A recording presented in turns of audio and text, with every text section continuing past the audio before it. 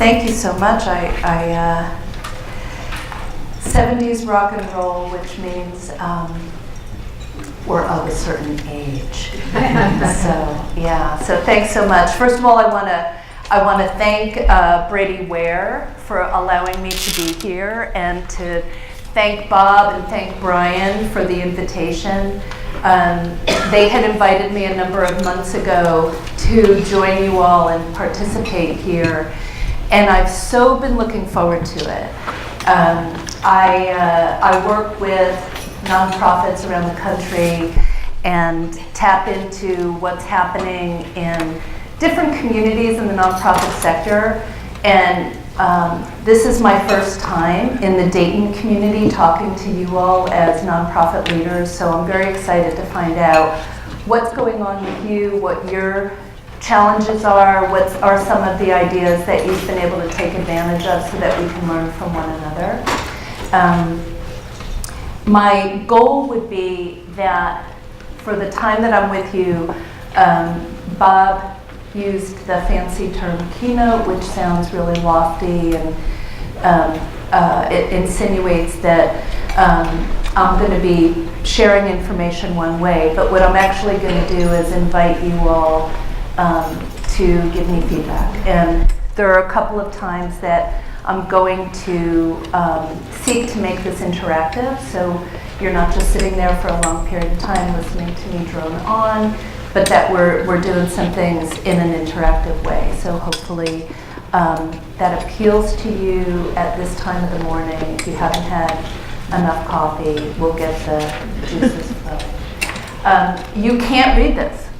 So the print is really small, but I'll tell you a couple of things. This is just to say that I always am interested when someone introduces me and says for over 30 years, and I think, I'm old. I've been doing this a long time. That just means you're old.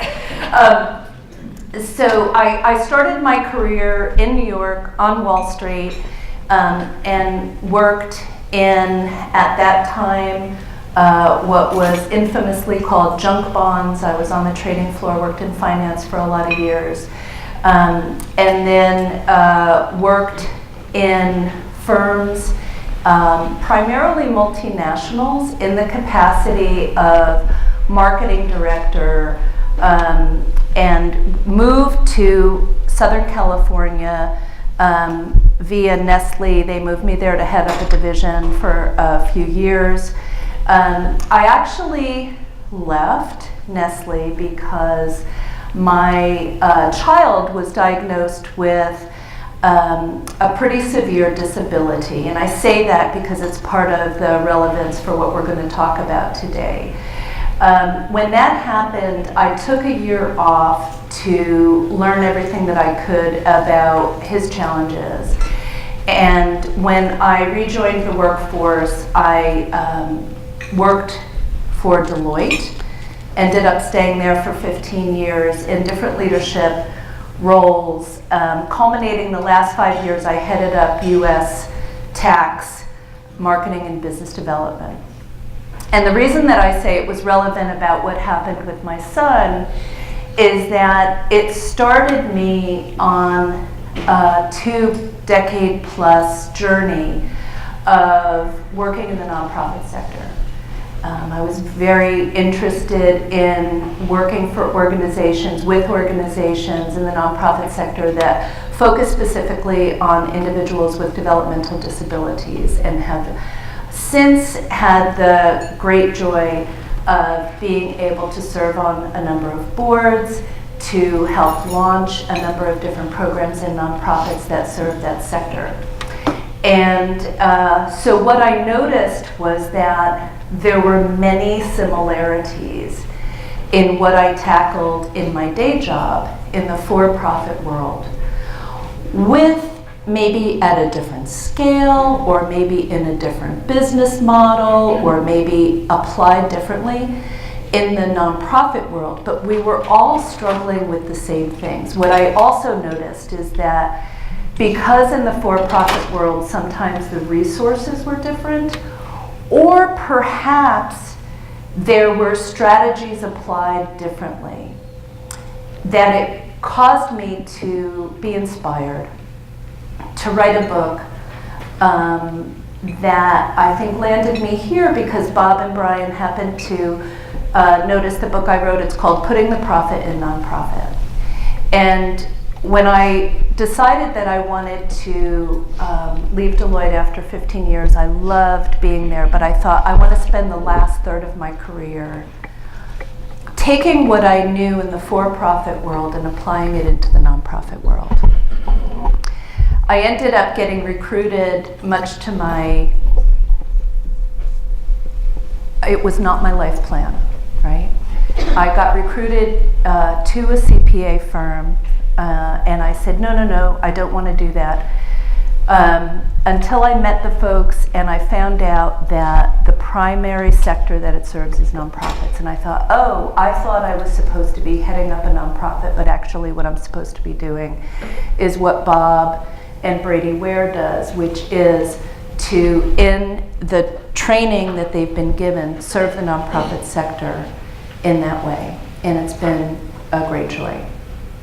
So what I want to be able to bring to you all today is a little bit about some of the things that I've learned. As I said, I'm sure there are things that you apply and you've learned, so we're going to share a little bit of that together today. The concept is, what are some of the leading practices that are applied in the for-profit world?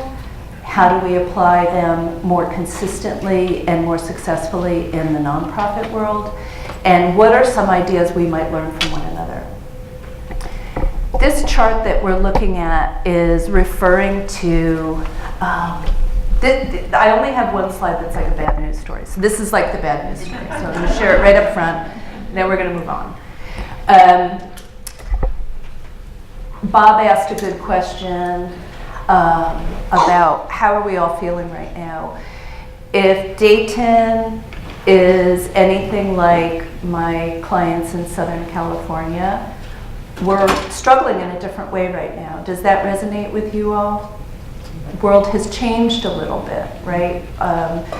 What we're finding, and tell me if this resonates with you, maybe raise your hand if you're also finding that the competition for funds has gotten greater.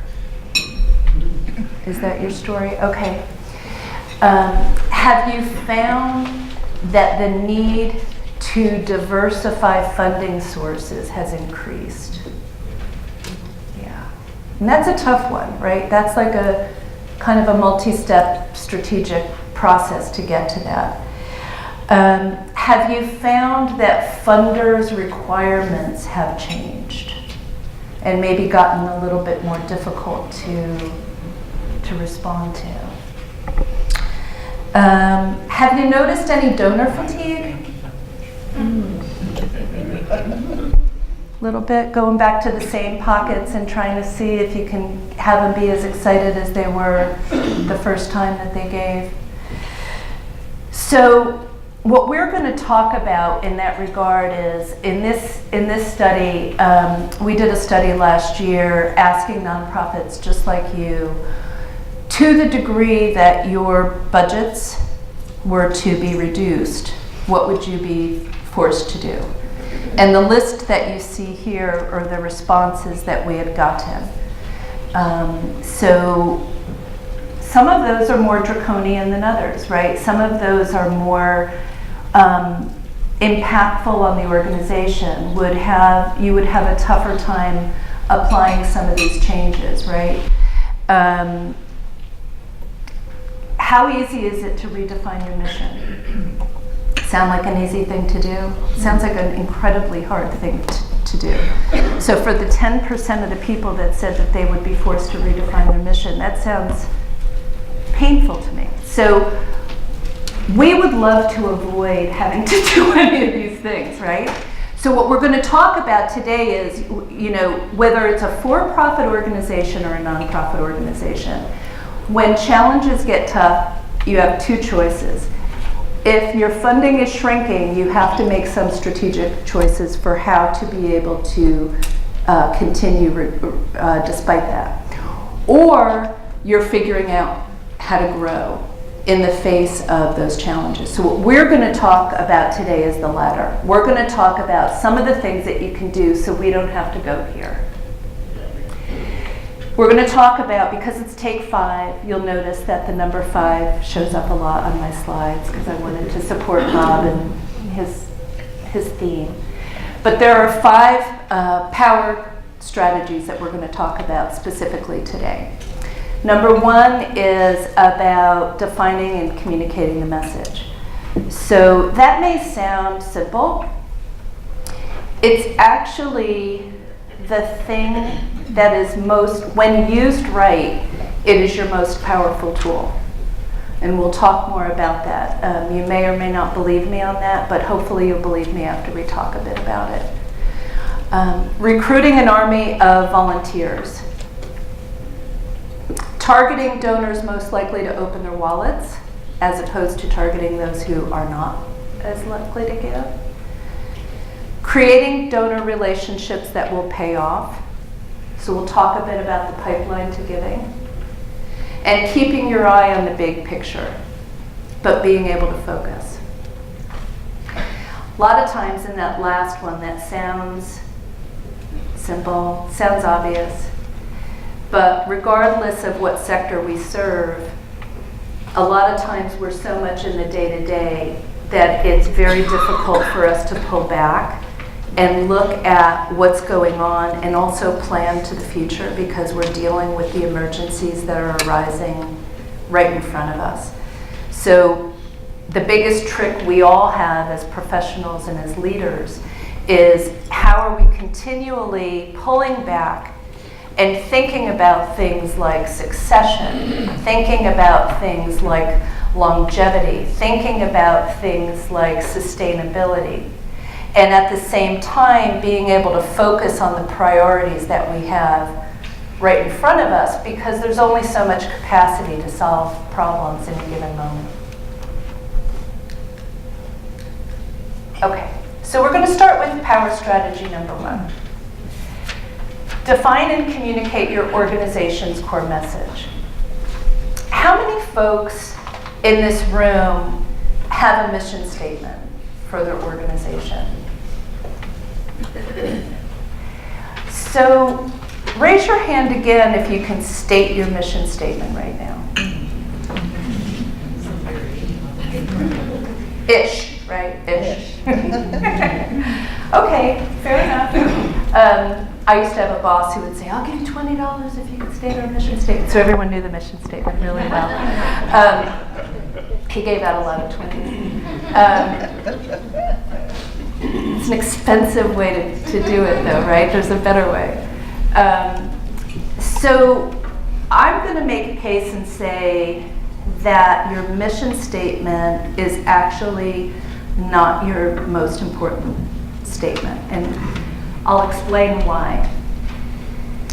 How many of you can concisely articulate why your organization exists?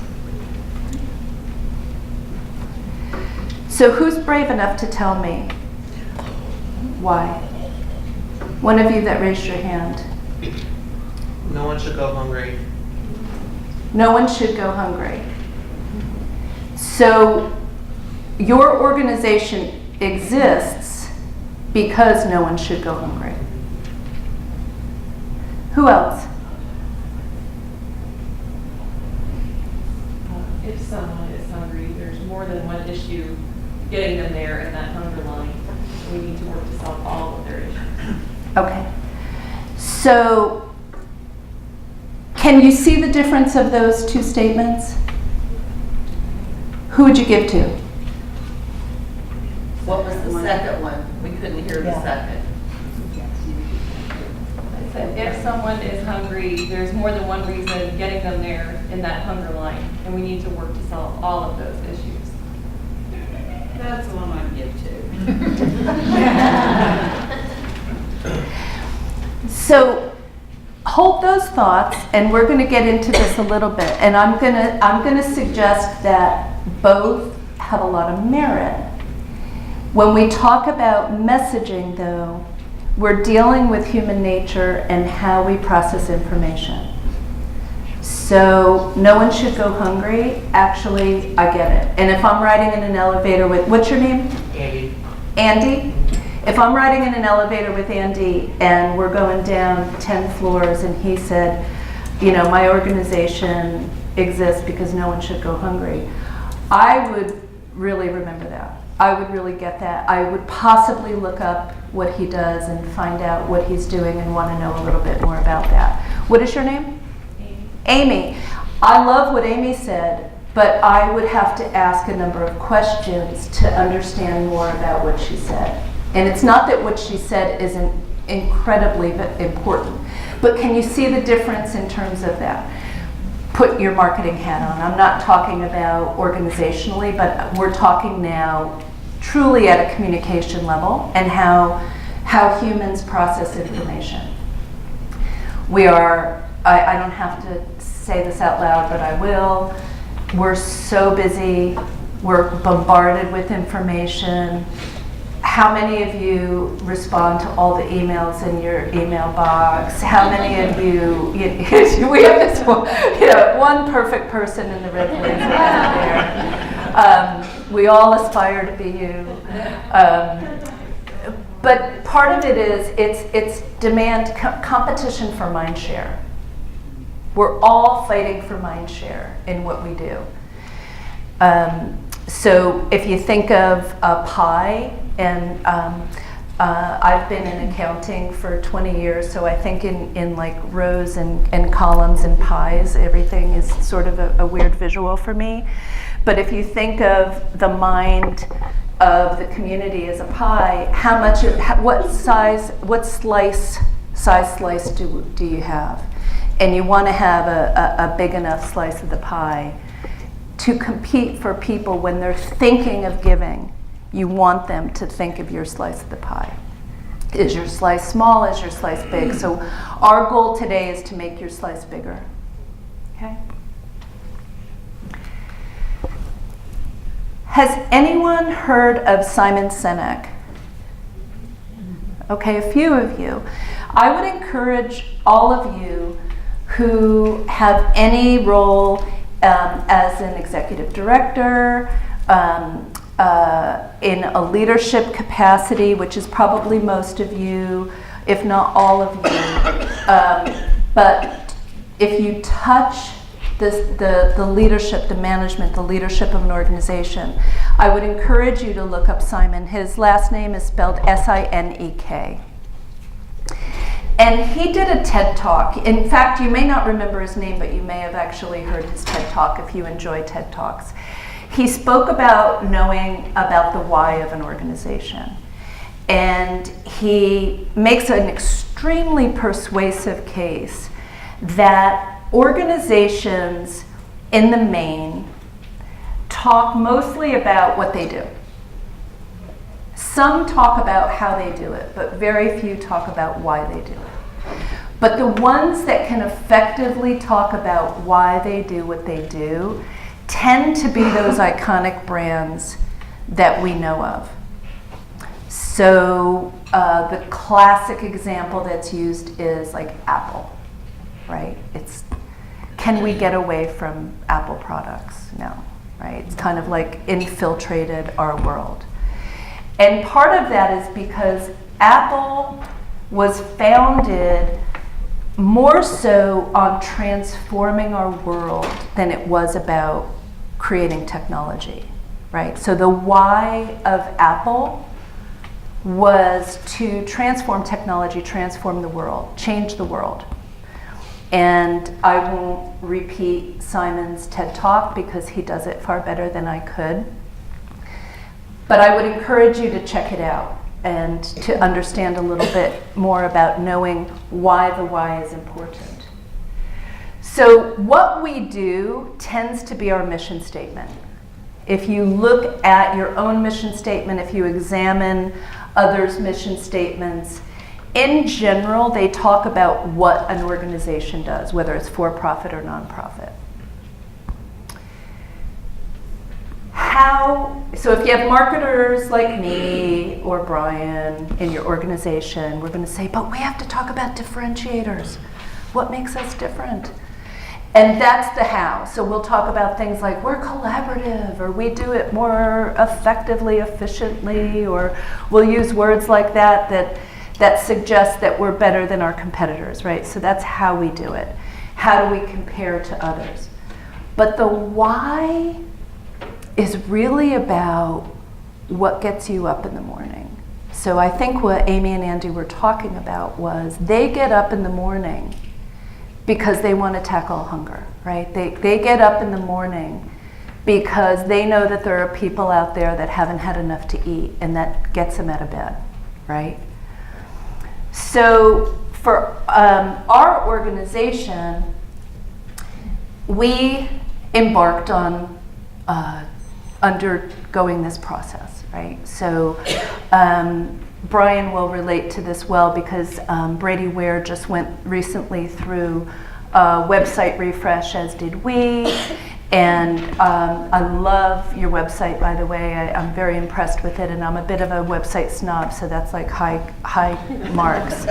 You guys do a really beautiful job of communicating what you do and how you do it. Really effectively and engagingly. So I was being pressured to change the website because as my brother, who's a computer nerd, defined it, it was the old website looked like sepia-toned sadness, he said. So you can imagine how impactful it was. So I was getting pressure to redo the website, and I said, I'm not pushing back on doing that, but what I'm suggesting is if we redo our website without understanding culturally who we are and what we want to communicate in an effective way, we're sort of wasting money. And what I would rather do is spend a little bit of time up front identifying our why and looking at the why ties to culture. The why is what permeates everything in an organization. So I work for an accounting firm. We do audit, tax, and consulting. That's the what. The how we do it, we're collaborative, we're, all those words that you want to state. But the why took us longer.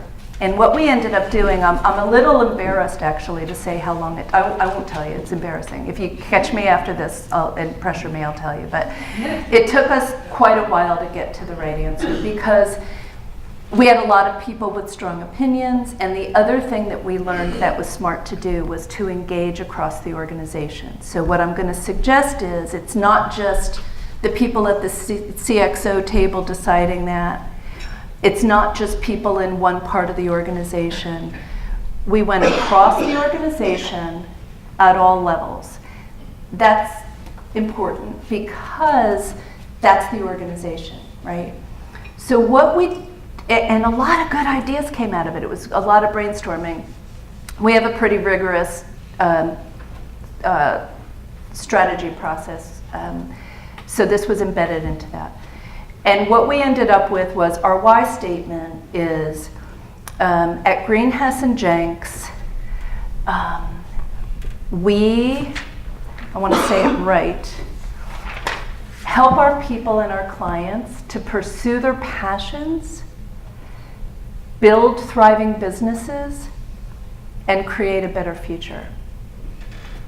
So what we found is that we could be anything, right? I mean, does that sound like an accounting firm? Not really, right?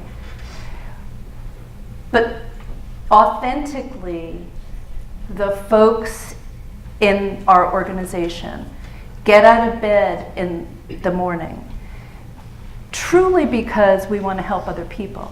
I suspect that is exactly what gets you all out of bed. That's what gets Brady Ware people out of bed. So how do you articulate that? How do you articulate that message? What we were able to do with that why is to then, everything that we do is around that why statement. We actually have, our trademark just went through, we have a hashtag Be More. So all of our social media is about hashtag Be More. And it's about that why statement. What we do internally for our people, what we encourage them to do with their families and their clients is about how to be more. So what we were able to do with that why statement, that impact statement, is to create an authentic culture internally and also to communicate that as it relates to supporting our clients. We want our clients to be more, so that's what we're dedicated to. Our dedication is to help our clients be more, as well as our people. We believe that if we help our people to be more, that's the route to helping our clients to be more. So that process was transformative for us, and what I will say is that it has allowed us to have a presence, both locally and nationally, far beyond the size of our organization. Because we have attracted talent from across the country, because we've been able to we are now differentiating ourselves. But we're not using the kinds of adjectives that say, hey, we're doing it in a different way. It's a believable way because it's authentic, because it's really what allows us to make a difference. So as a nonprofit, why does that matter? Well, it matters so much because I would imagine, raise your hand if, as a nonprofit, you don't struggle at all with finding good talent to work for your organization. That's not hard, is it? To retain talent? Is it hard to find donors, volunteers? So what you're able to do with that impact statement is to multiply the impact that you have to attract talent, retain talent. Because part of it is, most of us say, well, retention's really hard because other people are paying more. But studies will show that actually that's not the number one reason that people get another job. People get another job because they haven't found purpose in what they do. So as a nonprofit, you ideally have built-in purpose, don't you? I mean, you're all about purpose. What are you about? So the same for volunteerism. We'll talk a little bit about that. I can't state enough how much I would encourage you to undergo a process that allows you to find your impact statement. It allows you to do a whole bunch of things. So how many folks feel like they have a sense of what their why might be? Raise your hand.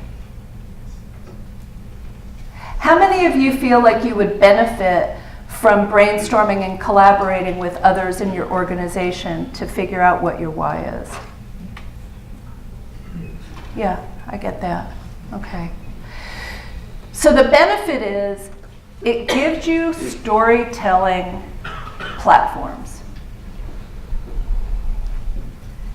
It's all about storytelling. I probably don't have to tell you that, what is the saying? People will forget what you told them, but they'll never forget how it made them feel, right? So storytelling is extremely important from a marketing standpoint. It's also extremely important internally in an inspiration and motivational process for staff, for retaining folks. It's ultimately the most important thing around engaging donors.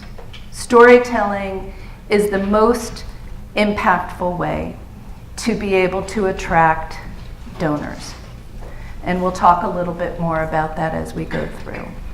And then, of course, around marketing materials and being able to have an ongoing campaign around the impact that you're having and how you're making a difference. And I'm sure you're all doing that. I'm sure that you're all utilizing the outcomes of your organization's impact to be able to tell the stories. But what this will allow you to do is to amplify that. So before we go on, are you guys willing to play with this a little bit? Yes. Okay, thank you. She's speaking for all of you. She said yes. We're going to play with it. So what I would like to do is to ask you all have paper on the table. So I would like to just take a few moments and ask you to write down what you do, how you do it, and why you do it. And it's okay that it's a draft, but what I would like you to do is to be able to at least have a starting place that you can take with you when you leave here today. To take it back to your teams, as you said, many of you said, I wouldn't mind brainstorming with other folks to get some of these ideas. My suspicion is that what you do and how you do it will flow pretty easily. And the why may as well. I don't want to suggest it's harder than it has to be. But take a stab at it and see what you come up with. I'm going to give you all a few minutes if that's okay. And feel free to talk with others at your table if that would be helpful.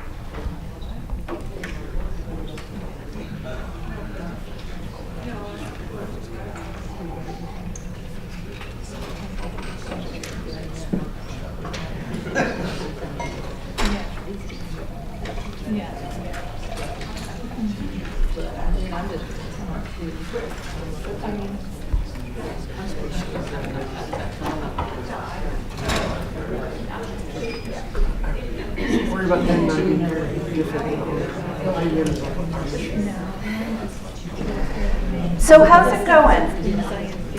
Do you need more time, or is that sufficient? Oh, a few more. Okay, I'm being asked for a few more minutes.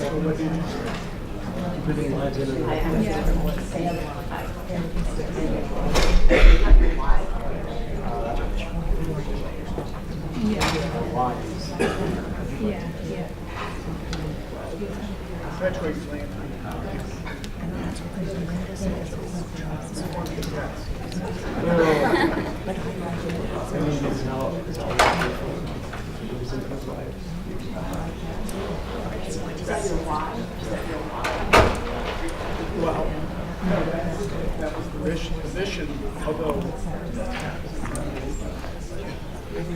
that's not because you know, permanent like this whole make a difference. You just about ready? Who needs more time? Okay. So how was that? Was that how was it to come up with the what? Raise your hand if you were able to define your what. How about your how? How about your why? Okay, so this gentleman right here, okay. Finger pointing. Would you mind read your what first. We help nonprofit organizations expand their capacity. So that's what you do. We help nonprofits expand capacity. Okay, and then how do you do it? By transferring business know-how to some of the human capital problems.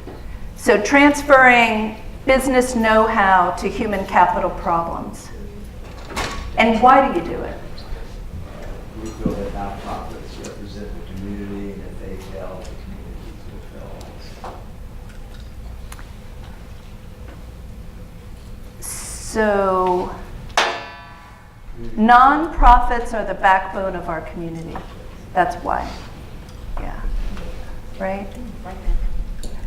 That's free. I'm not going to charge you. Yeah. Registered trademark. Tia. Yeah. Who else? Anyone else? You want just the one, or you want all three? I'm going to do all three. I'm going to go to this gentleman. Okay. You want the mission statement first? So do the what? Yeah. Okay. The mission statement: improving lives in and around Greene County. Improving lives. In and around Greene County. Okay. Everybody got that? Improving lives is what we do. Okay. How? By providing support to more than 200 local charities.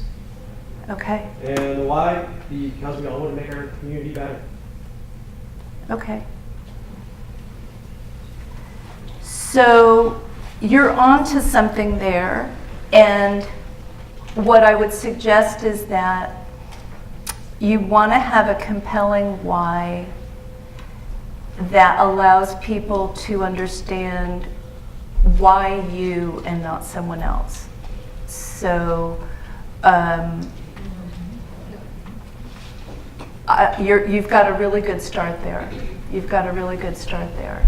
Well done. And then this gentleman over here, were you able to? No, I don't have an organization. Okay. Okay. This is only the first. Okay. Okay. I don't want to scare you. Yes, please. Would you mind standing and give us your what first? Okay. My what is to partner with veterinarians to provide emergency and specialty care to keep pets with the families who love them. And your how? My how, well, there's some redundancy there, but partner with veterinarians who can provide acute help as part of ongoing care. And my how. Your why? I'm sorry, my That's why. okay. Yeah. Is keeping families together by saving their pets' lives. Yeah. So did that feel compelling to you? It felt compelling to me. So does that give you a feeling for? My guess is many of us really focus on that what, right? Because it's important. What do you do? How often do we ask that when we meet someone? What do you do? Right? It's the first question, or sometimes the second question we ask people. What do you do? Why do you do it? Did you ever ask people that? Why do you do it? It's pretty personal, right? But it gets to the core of what we're really trying to learn. And for any of us, if we're a nonprofit, we're asking people for one of two things, aren't we? We're typically asking them either for their time or their money. Is there anything else that's more precious to someone than saying, can I have your time or your money? That's the most precious thing that's pretty intimate. I want your time, I want your money. So we have to be able to give them why they should do that. We have to give them that reason for why they should donate, why they should volunteer, why they should work here. That's our job, to be able to do that. Yeah? And I just wanted some advice on this, I guess. Sure. I don't know if this is the right time. The why statement that we have is I don't know if it's cumbersome. I mean, it says a lot, but I want to maybe make it more concise. So it's because all people have value and abilities, and because no person should have to live in poverty and not have someone to help them out of poverty. That's our why. Yeah, and so those sound like they're both important, but they're two different whys. And so I would say one of two things. Figure out how to consolidate that into one, That's what I was. right? Or consider, is one more of a how? Do you see what I mean? Sounds like that first part is the primary why. And the second part is about the how, the economics of it, right? Possibly. I could be really wrong. I don't know enough about your organization.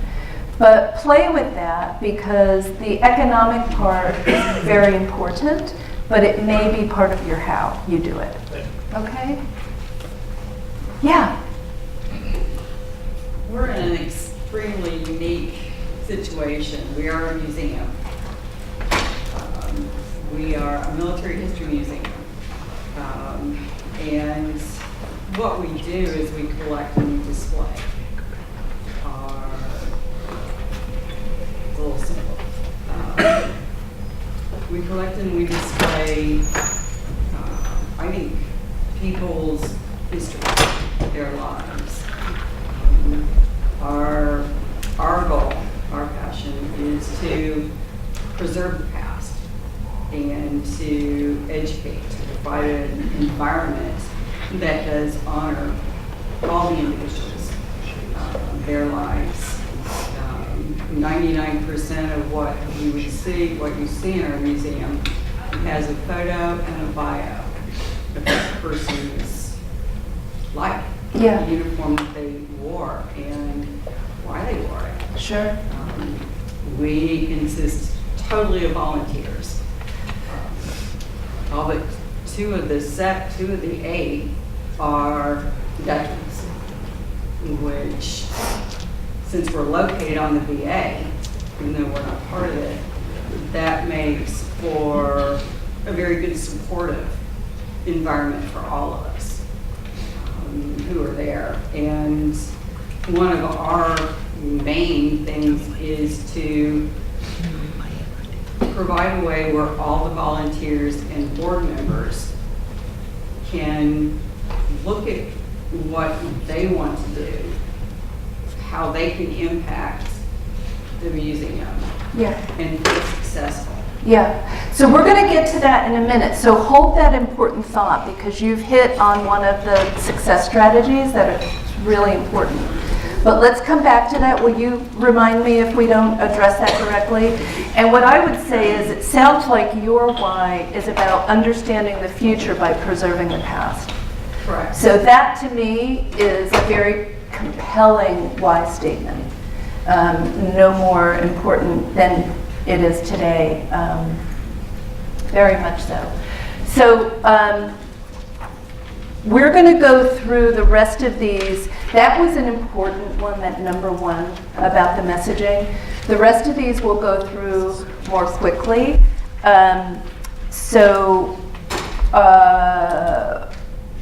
Spend time with number 1. My encouragement is take that back with you and take it back to your organization, see what you can do with it. Anybody find it important to work with volunteers? Yeah. So let's talk a bit about that, right? So lots of reasons why volunteers are important, but 3 main reasons. Creating capacity, right? If you're a 100% volunteer organization, volunteers are pretty important to capacity, aren't they? But I don't know any organization that doesn't depend upon amplifying the staff and the skills and the talents that they have by leveraging the volunteers that they have. Leveraging talents. So we're going to go back to that a little bit in the point that was made for the museum. And expanding footprint. So becoming bigger than you are. We'll talk about each one of those. So I'll use a case study here Downtown Women's Center is possibly the most well-known organization in Los Angeles tackling homelessness on Skid Row, specifically for women. And you can see by the numbers here, okay, 5,000 volunteers go through the doors every year, providing 25,000 hours of service. It's equivalent to 15 full-time employees. It's huge. The organization actually has 60 full-time employees. So when you talk about capacity building, you don't have to be an auditor in the room to figure out how important volunteerism is to the Downtown Women's Center, okay? And in traveling around the country talking to nonprofits, I often come back to them personally because I have volunteered there and I've done quite a bit of work with them, and how impressed I have been with their volunteerism program. And they take this so seriously in how they structure it for reasons you can see why. Such an important, it's the backbone of the organization is through volunteerism. So what are some of the things that they've been able to do? They have done an amazing job of collaborating with local businesses to create a pipeline for volunteerism into the organization very successfully. They have inventory of volunteer opportunities to suit an array of size of groups or individuals, matching to talent, how much time do you have, what works for you to be able to do. So we'll talk a little bit about that. Value volunteers. I'm preaching to the choir here, so I don't really need to say it, but we'll say it out loud just so that we're all on the same page, right? Volunteers are 10 times more likely to donate to your organization. It's a big number. So when you think about the pipeline of engagement into your organization, it's that second bullet there. It often starts with volunteerism in some way, often recruited by a friend. So, hey, I have a pal who's interested in this cause. They're bringing me along. I notice that they're involved. Or it's a cause that is near and dear and personal to me. I come in as a volunteer. Again, I'm 10 times more likely to end up being a donor. And then depending on your board development strategy, that also could give you a really great look into how to select board members. Board development is a topic that I would love. I could spend hours talking about board development. It's a process that I'm very passionate about, the process of transforming from passionate people who care about an organization to a more professional board. But that's a topic for another day. I'll leave it to say, though, that process is really important. And the process of doing talent mapping around who you have on the board, the demographics, the abilities that they bring to the organization, and identifying where your gaps are. And sometimes transferring current board members into other engaged roles that are more suited for what they represent to the organization so that you can free up space for other kinds of board members, i.e. ones with money. Okay. And then the final piece is army of volunteers It's like free pro bono media help, right? How many of you are very active in social media as an organization? That is the freest resource that you have. It is free marketing, and it is impactful. So if you don't have an engaged social media, Facebook, Twitter, LinkedIn, Instagram, I strongly encourage you to figure out who in your organization or amongst your volunteers can provide that for you. Because I guarantee you that there is someone who can lead the charge on that for you. There is someone who is able to make that happen for you. And that is a lot of impact. And that's where you're going to go back to your impact statement, your why statement, and you're going to wrap a whole social media campaign around that why statement, right? No one should be hungry. So we're going to do a whole campaign around no one should be hungry. On Instagram, we're going to show pictures of success stories of helping people who've been hungry and who no longer are. On LinkedIn, we're going to show how we're engaged in activities to help folks. Okay. Tips for success. Before starting, know what they want. So this comes back to the museum question, right? So when we're hiring people for, our organization, we typically do a good job of asking questions so that we can understand where they fit in the organization. It should not be dissimilar with our volunteers. We want to be able to understand what they want out of it, because the key is exactly what was stated. I'm sorry, what is your name? Catherine. What Catherine said is really important, which is, what is it that you want to be able to get out of this experience? And of course, hopefully we're asking that of our employees, because if we don't know that about our employees, the chances are we're not going to be able to retain them very long. But it's also a question we should know the answer to for our volunteers. What talents and resources do you have? So those young people who volunteer for your organization who are whip smart about social media, you got a new job for them. They head up your social media strategy, okay? Create engagement, ask for ideas, and empowerment. One of the things that Catherine is probably noticing is that people want it to be a two-way street, right? So if it's 100% volunteer organization or a 20% volunteer organization or whatever that number is, it doesn't change the fact that people want to have a relationship.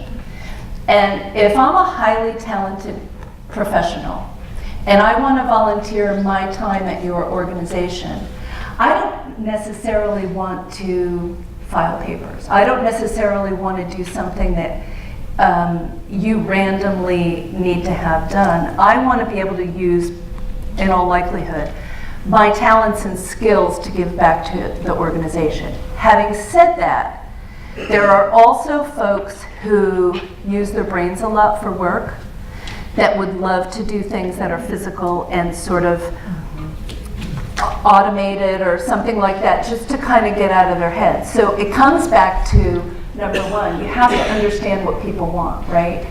So when I was at Deloitte, we had a multi-million-dollar pro bono program.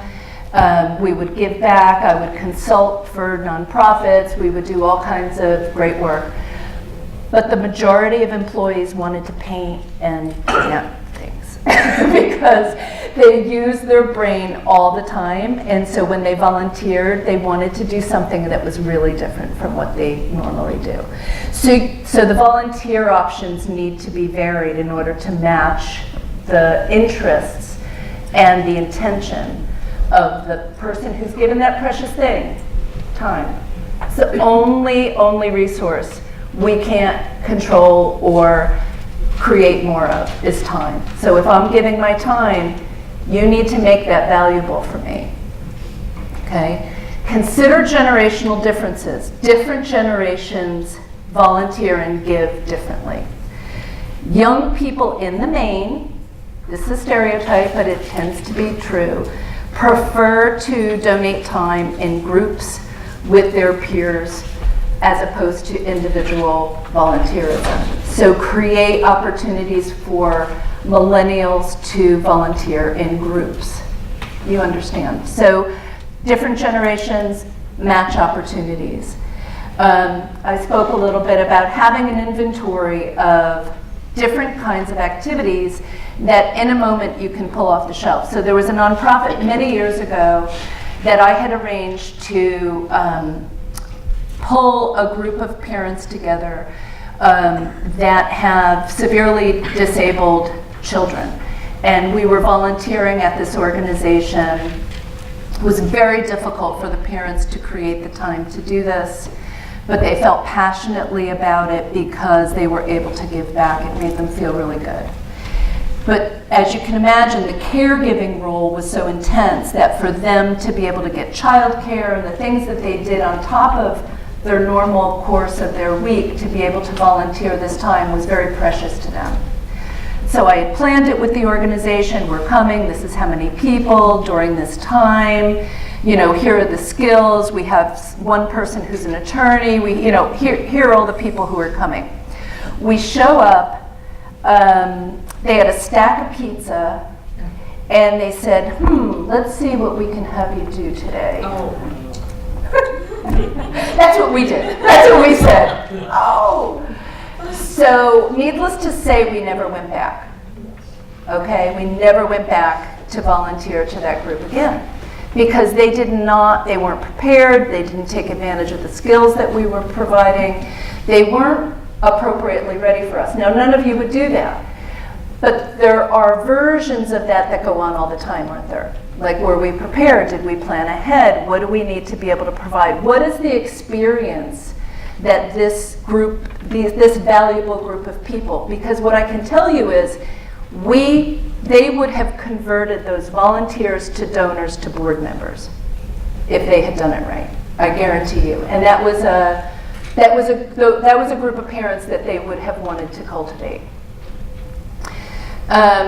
Keep your volunteers informed. So as things are developing, as you send out messaging, as you have a newsletter that goes out about all the great impact that you're doing, make sure your volunteers are on that list. Make sure that they're staying abreast of all the things that you're doing. That's part of your constituency, right? So you're cultivating them. They're your ambassadors in the marketplace. They're the ones who are talking about you. They're the ones who are kind of humble bragging about, they volunteered for you and this is all the great stuff they did. That's getting out in the community. So you want to train your ambassadors to be as smart as possible out in the marketplace. And then give your volunteers ways to recruit others. Because by example, they probably are. But if you arm them correctly, they're probably going to be doing it more actively. So what does that mean? That could mean that you're training them in your impact statement. You're giving them brochures. You're giving them ways to multiply the message. You're sending them social media messages that they can then amplify. Okay. So volunteer insights, 3 out of 10 are having trouble finding a good match for what they care about. Your impact statement, your why, is going to help them to find you. 44% say if their talents aren't being leveraged, they're going to go where they can be. That's a big number. And if you're finding that the talents of the people that you're attracting aren't exactly what you would want, rethink what you're offering in terms of volunteerism to provide that match. 33% want to see immediate results. What does that mean? That means that they want to be able to see that what they're doing is making a difference. So part of what you can be providing is information on the impact that you're providing in your community. So if I see that I'm donating time and energy and the organization is having this kind of success, I can feel connected to that. We talked already about millennials. And 50% cited time as a reason that they don't volunteer. So have flexible options. Have sort of drop-by opportunities. Have projects that can be done if someone has a lunch hour, has just a bit of time on a weekend.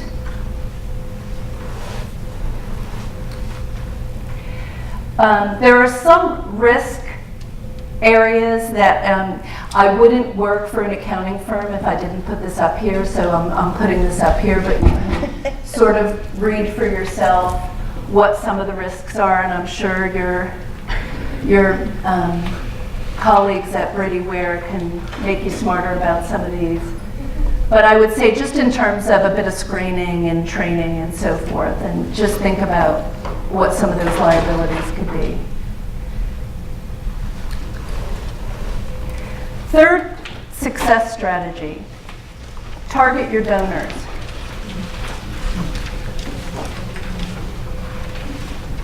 How many of you are in development? Okay. It's a hard job. It's a hard job, isn't it? Yeah. How often do you hear, I don't like to ask people for money. So when you ask board members or volunteers or anyone if they'll engage in the development process, I don't like to ask people for money. How many of you like to ask people for money? The perfect one. Catherine is perfect. She has no unread emails and she loves asking people for money. She's like my role model. Oh my gosh. So the reality is, absent Catherine, none of us like asking. I mean, it's just a fact. We don't. It's human nature. So when people say that, I'm like, no one likes asking anyone for money. Of course you don't like asking anyone for money. That's not the point. The thing is, though, if I consider a donor an investor, and I believe in my product, and my product is the organization that I care about, I'm actually really excited to get those investors to donate into the product that I believe in. That's you guys. So what our job is to help have a mindset within our organization that we're just finding investors. We're finding people who are lucky enough. I've got money in my pocket, okay? I've got some percentage of what I earn that I intrinsically want to give to my community. You're kind enough to be my wealth advisor, to say, that money that you want to donate, I have found just the right place for you to take it. You're an investor, I got just the investment for you. So when you think of it that way, it's a little bit different in that you're actually doing someone a huge favor to say, I really believe it. No one should go hungry. You care about the fact that people are hungry. That percentage of money that you like to give every year, it needs to go there. Again, why is your impact statement important? Because then your investors can very easily understand how they're making a difference in the community.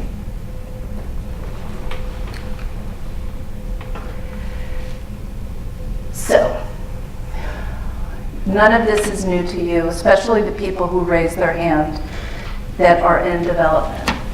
But I'm going to say this, is that as much as this makes sense, it's not always being done. So what do I mean by that? So I just last month facilitated a panel at a conference, nonprofit conference, a panel on fundraising. And the development officer that was on my panel said when she came on board a few years ago, she realized that, and this was a very successful organization, but her predecessor had not systematically and effectively gone through all of the board members to have a conversation about their giving in the organization. So she started going through the list of board members one by one. She found some of them weren't even alive anymore, and I'm not kidding. So clearly they had not been contacted recently. That's a true story. I didn't make that up. Sounds like I made it up. It's a true story. So my point is, look at what we call low-hanging fruit, right? Have we had recent conversations with the board members around expectations of giving? And again, there's a whole board development process that we could go through, and Kwame's going to talk about tough conversations, so that's a conversation you haven't given, board members. Volunteers, find ways for volunteers to be able to do that. And who else? Who else? So have a systematic approach. Your development officer probably does, but I would say that's a bigger conversation, isn't it? It's a conversation to be had at the board level. It's a conversation to be had more broadly, and to divide and conquer around who's making the ask and how the giving is happening. Create raving fans. Again, we're going to use that impact statement that you have or will create to create raving fans.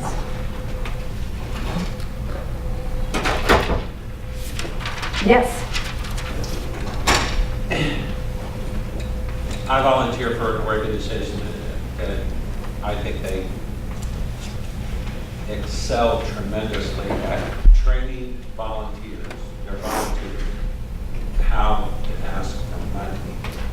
And it was refreshing to see, because really, I think a lot of organizations in their fundraising efforts, you tend to focus on what you do. How many kids do we serve? How many adults do we serve? How many facilities do we operate? This organization finds, and it's related to cancer, but what they find is they find story. They empower their volunteers to go out and say, I want to tell you the story about Joe and how Joe overcame leukemia. You know, and they spend all of their time educating on stories, and unless you're in the central leadership team, they don't get you bogged down with how many different drugs they've approved. It's all about, if you're in front of a potential donor or another volunteer, I want to tell you a personal story about somebody, this organization I volunteer for, how we made a difference, how we saved a life. And they use now really a peer-on-peer model to recruit all of their volunteers. So I would encourage you to maybe think about that as well when you're looking at how you create raving fans. So if you can give them the stories, and because it's easier for me to tell a story why you should be involved than to give you a bunch of statistics and tell you you need to write me a check. If I can build your passion, I'll get your check. Guaranteed. So Bob just said a bunch of really important things, and what I would say is this. In your community of volunteers, you will find someone who is skilled at training. Right? You either have someone in-house if you're lucky enough, or you have someone in your circle of community that can do that. Bob just said something so important. To train your volunteers and your board members, and your board members, and your board members on how to make the ask. What is your impact statement? Here's our strategy for going out into the marketplace and making an ask. Here's how to do it effectively. Let's practice. What Bob just said is so important, because that investment that you make in planning and organizing that training, and ideally, if it's a volunteer role, it's not going to cost you anything. If you're taking advantage of the talents of people who want to volunteer, that will give and give and give and give and multiply.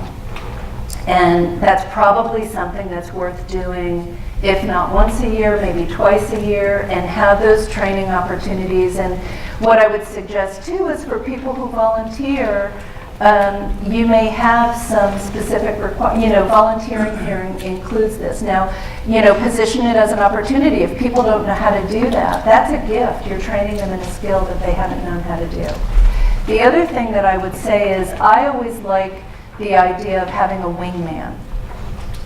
There's something comforting about having a wingman. So, for example, you might have a friend who is not in the organization that comes with you and says, has Marianne told you about the Autism Society of LA she's involved in? She's on the board? Oh, it's unbelievable. Marianne, tell them about all the stuff you guys are doing. It's incredible what they did. So consider having a wingman that, for those who are a little less comfortable at first, because practicing that will make it a lot easier. So Bob, thank you for that. That's really great input. Creating donor relationships that will pay off. Well, does this surprise you? The number one reason people do not give to organizations is they were not asked. My son has taught me, because he is an unbelievable negotiator. The answer is always no if you don't ask. He asks for everything. He gets some of it, but it would have been 100% no if he didn't ask. So you got to make the ask, right? So again, it comes back to what is the donor strategy? Our development people in the room know it's about identifying concentric circles of likelihood of connection to the cause, who knows who, a lot, as Bob said, of peer connections. So some of the essentials include establishing expectations. We talked about a fundraising culture, right? So the fundraising culture is really about that investor culture, that we're empowering people to help others by giving them a way to contribute to your organization. Prep for donor conversations, that training we talked about. Have them understand the mission. Have them understand the impact statement that we talked about. Identify the right opportunities. So what does that mean? That means that you're going to focus on priorities first, priority giving. Development people know this, right? You're going to start with those most likely to have a connection to the organization, and then work your way out. And then make the ask. Again, what's the worst thing that happens? No one's going to die. You're going to make the ask, they're going to say no. Okay, no one died. That's okay. But they might say yes. The other thing to consider is, would you like to come to this event? Would you like to volunteer? How do you get them connected and get a little bit of stickiness to the organization first before you make the big ask? It's going to depend on who you're making the ask of. Most importantly, say thank you. So what does that mean? That means that you have a campaign that is ongoing. This is a great use of time for the right volunteers, that you have a phone bank of thanking people who give. You have a mechanism that is automated, that is sincere, and that is powerful, and that is timely. So when people give, they want to be acknowledged in a timely way. If you're waiting until the next annual giving to say thank you for giving last year, can you do it again? going to be a little less impactful than if you say, thank you for giving last week. And here's how you made a difference. Because no one should go hungry. You tie it back to the impact statement. You made a difference. And finally, keep your eye on the big picture, but focus on the right activities. So plan big, then focus. So what does that mean? How many of you have an ongoing strategic plan that you work? Raise your hand. Okay. And that's okay if you didn't raise your hand, because you're not unlike anyone else, okay? It's very difficult to work a strategic plan when you're in the day-to-day. But what I would say to you is, consider who within your circle of talent can help you, if it's not in-house, can help you develop a strategic plan. It's tough for nonprofits right now. Within the next 18 months, it may get tougher. The economy is projected to get a little tougher. So I would say within the next 18 months, I would strongly encourage you to tap into your experts at Brady, Ware, and find out, how do we develop this a strategic plan to plan for succession, to plan for sustainability. I want to look at our giving pie and make sure that we have the right amount of diverse sources that are providing us funding. So what are the things that we need to be doing to make sure that we're prepared for the future? So those are like the big picture things, right? If you're a founder, have you set up succession so that there are proteges who are ready to take over if you're not involved anymore, when you're not involved anymore? I'm probably too much this way, but I treat my team, the people who report to me, I treat them every day like I'm going to be gone tomorrow. Everything that I know, I try to pass on to them, and I explain to them why they need to know it. It's that why again. Why do you need to know this? You need to know this because if I'm not here, these are the things that happen, and this is what you need to be able to do, and this is why you need to do it. So treat your people as if you're going to be gone tomorrow. Have that kind of a big picture view.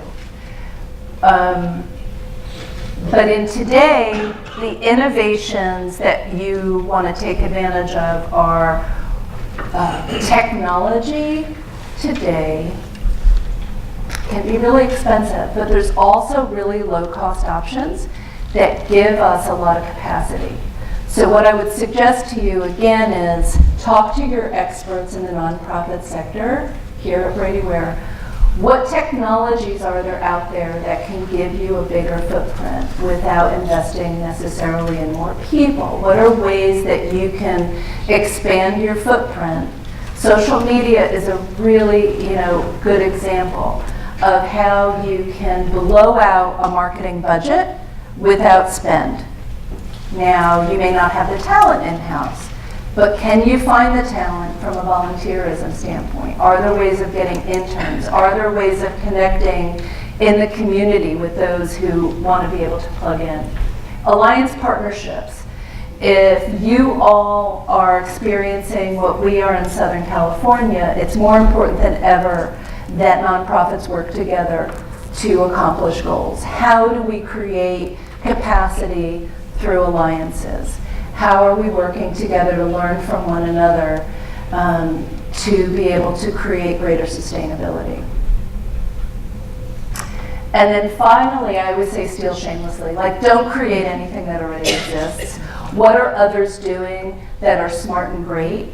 And how can you adapt that or adopt what's being done elsewhere? What are others who have mind share doing that you might be able to also take advantage of?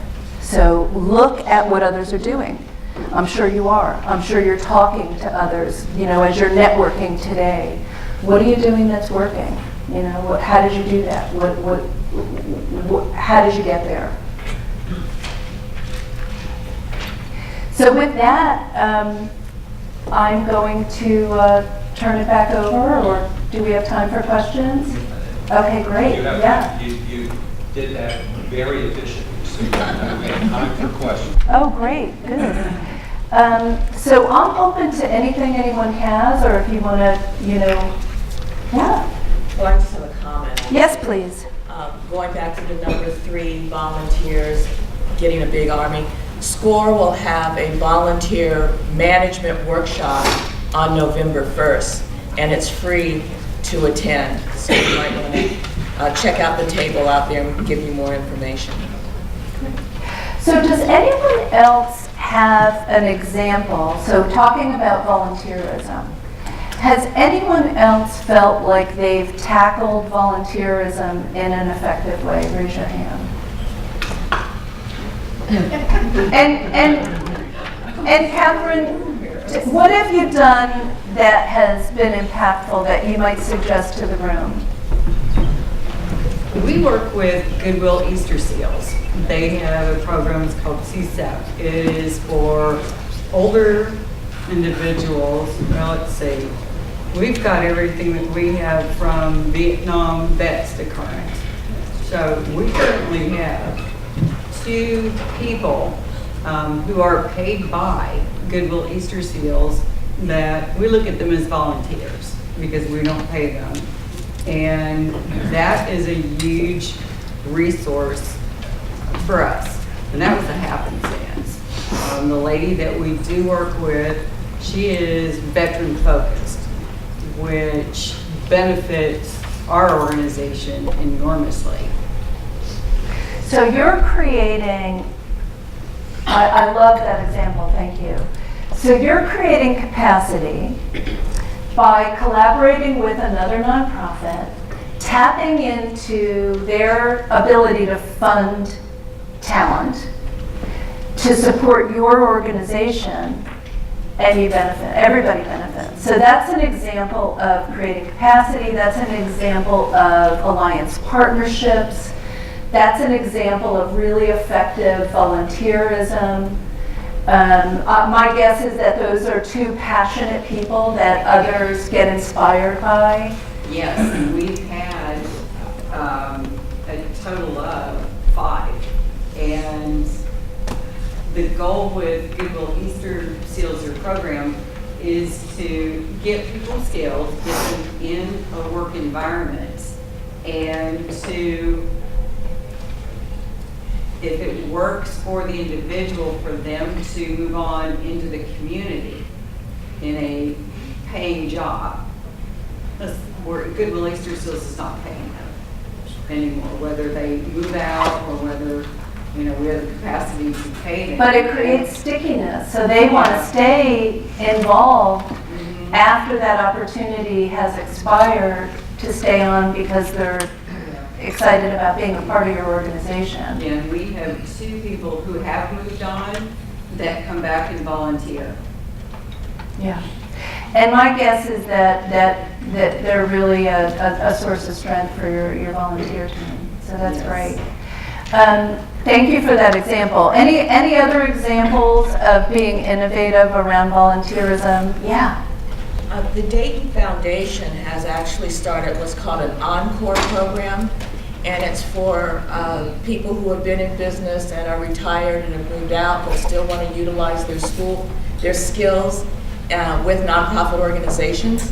So they have Encore fellows that can go into different organizations and help with specifically SMEs, which are, boy, I just lost that. They're subject matter experts that can come in and help. And on the other side of that, a lot of universities and colleges have programs where students go out just for what you were saying, Catherine, to get the experience on their resume. So you'd have to have a meaningful job for them to do. I mean, they're not going to put, Xerox copying or anything on there. But if they can really show where they ran a program or helped design something, that is very meaningful for them. And Wright State has a nonprofit program that you can, that students go out from, and Sinclair is getting ready to operate one as well. Antioch College does in Yellow Springs too. So encore.org, if you don't know about Encore, is really invaluable. And you have people who essentially are, let's say, retired, but some of them retiring, people of who have decided to move on to the, volunteerism stage of their life, who have unbelievable talents across the board. So you have former CEOs, you have former attorney, pick your favorite profession, whatever it is. And they're looking to make a difference in the community, and they will match folks to do that. Do you also, in this geography, do you have Executive Service Corps? Is there? SCORE. Okay, and I don't know if that's... SCORE is a national organization, but Yeah. it used to be retired Okay. CEOs, but Yeah. now a lot of people are just volunteering. Right, because I know it's Executive Service Corps is a national organization. I just don't know if it was active here. But again, same concept where you can apply for a grant to have, a marketing plan or, a website redesign or, how about Taproot? Is Taproot something that you all take advantage of? So look at Taproot, TAPROOT.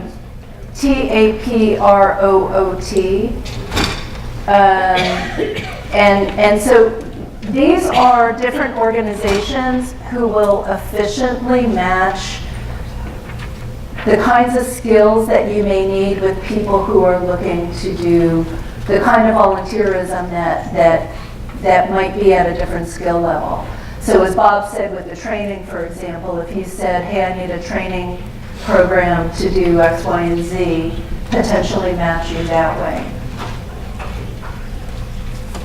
And I know the Miami Valley, Jenny Warner is here, the Miami Valley Nonprofit Collaborative, they poll subject matter experts from around the community, and they do a structured programming on a variety of topics: technology, fundraising, volunteer management, board governance.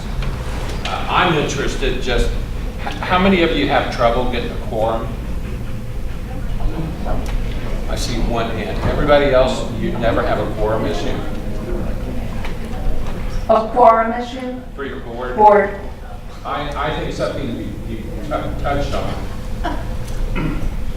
I think part of the issue, sometimes you have trouble getting a quorum for your board meetings. Everybody is just too busy. A lot of people are overcommitted, but you might want to take a look at what is the nature of the things that you're talking about at your board meeting.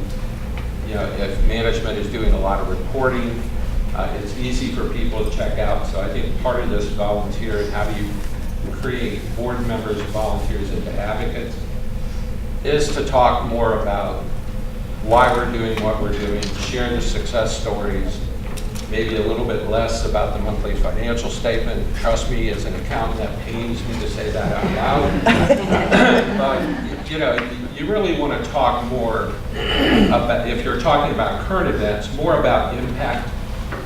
And then you want to make sure we're talking about the world we live in and looking forward. And more importantly, what are their roles? What skills do they have to help you navigate changes in your political environment?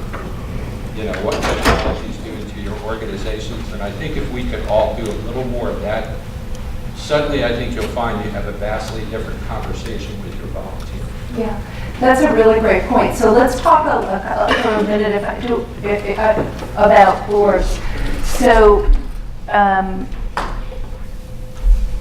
how many of you have what you would consider to be a working board?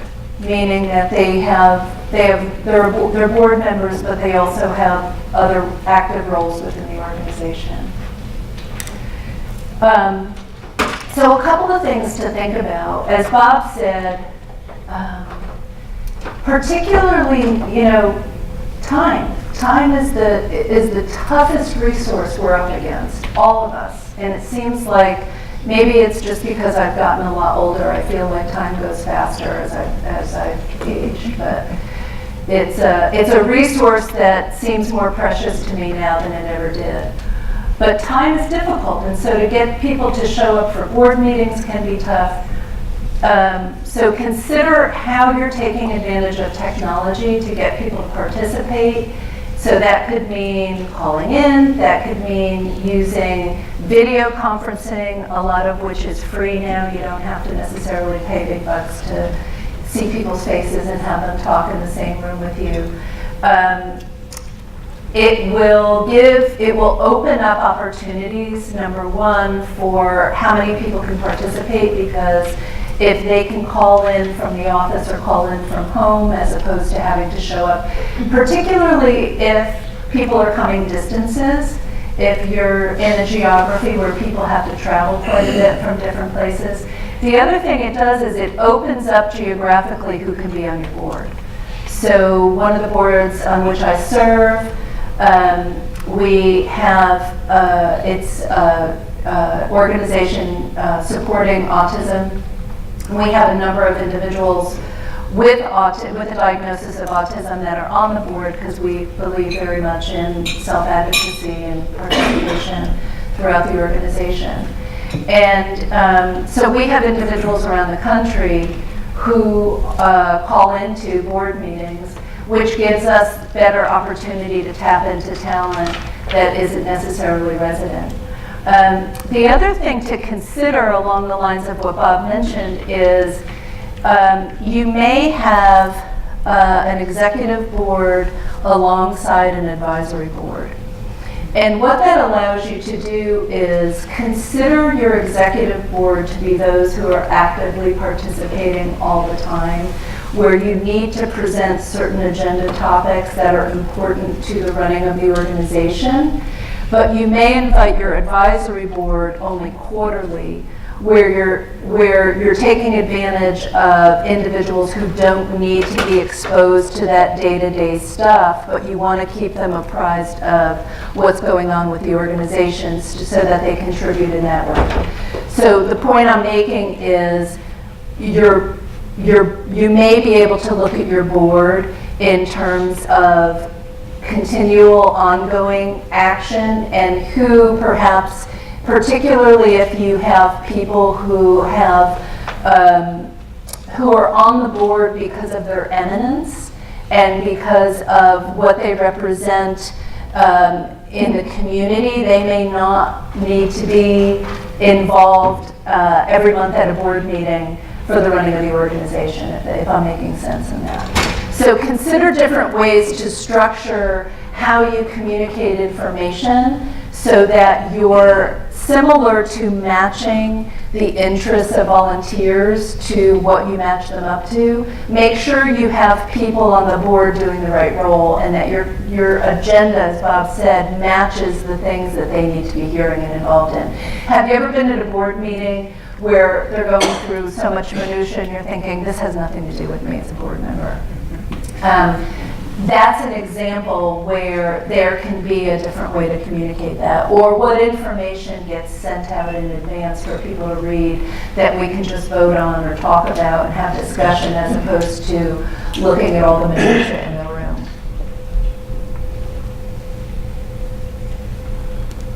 What other questions do you have? What other challenges are you up against?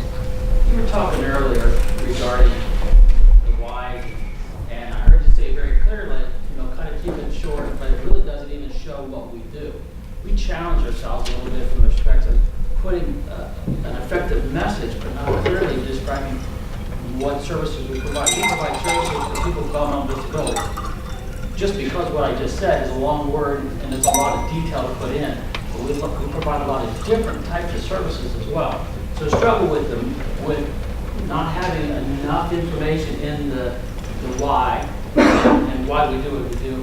And when we challenge ourselves with the marketing aspect, you're putting something on a website, we find ourselves overloading too much data or too much information, gets wordy, and then people lose interest. finding that right balance, I guess. Yes. is struggling. Yes, so that's a really good question. So, all of the services that you provide, so think about it almost like your website, right? So, I don't need to know all the services you provide to be interested to look more at your website. So, you're communicating the why statement to get people interested in you. Then you're going to follow up with more information. Do you see what I mean? So if you have a marketing brochure, it's not just going to have your why statement and your phone number, right? What is your why statement about? Your why statement is the hook. Your why. So in for-profit, it's like when I teach people about business development and growing revenue, right? I teach people how to, bring in more clients. Their elevator pitch is not to say, here's everything that I do in accounting and audit and tax and, if someone said that to me on an elevator, I'd be asleep on the floor by the time I hit the lobby, right? So your services are important because that's what you do to solve problems, but that's not the hook. So thank you for letting me clarify that if that wasn't clear. The impact statement is designed to grab people's attention so that they want to know more. What you're suggesting is exactly right. There's a place for that information, and if it's a marketing brochure, you're going to have that somewhere potentially in your brochure. You're certainly going to have it on your website. But that's not the hook, right? For you to do a 20-minute laundry list of all the services you provide. We catch ourselves each day saying we create miracles each day. That would be enough for some, well, what miracle are you creating? Well, if it's impactful enough that people want to know more about it, but that's, as I said, where your storytelling comes in. Because I would imagine if you're telling me that you create that every day, right? You're creating miracles every day. What are some of those stories? And that's where you start to tell stories. Well, John Doe came in and he didn't have, a place to live. He didn't have resources for a job, and now he's, a thriving member of the community, and he's developed skills, and he's working at the local grocery store. Whatever that is, that story inspires me.